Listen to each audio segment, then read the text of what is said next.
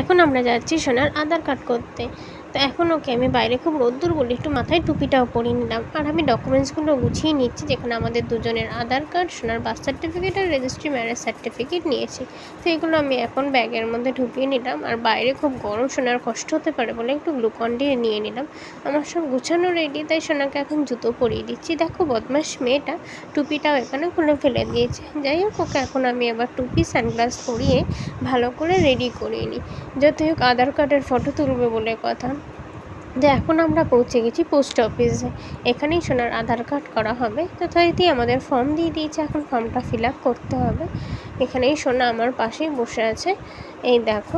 তাই ফর্মটা আমাকেও ফিল আপ করতে দিল না, তাই ওর বাবাকে দিয়ে ফর্মটা ফিল আপ করাচ্ছি। ফর্মটা ফিল আপ করার জন্য আমার আর ওর বাবার আধার কার্ডের প্রয়োজন।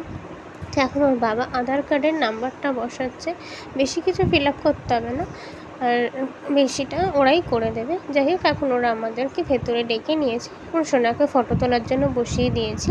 যাই হোক, সোনার ফটো তোলাও হয়ে গেছে। এখন চলছে কম্পিউটারে প্রসেসিং। এটা হবে সোনার আধার কার্ডের ফটো। সোনার আধার কার্ডটা ঠিক এরকমই হবে। এখন ওর বাবার ফিঙ্গারপ্রিন্ট নিয়ে নিল, আর এখানে একটা সিগনেচার করিয়ে ব্যাস আমাদের আধার কার্ডের প্রসেস কমপ্লিট। 3 মাস পরে আমাদের আধার কার্ড দিয়ে দেবে।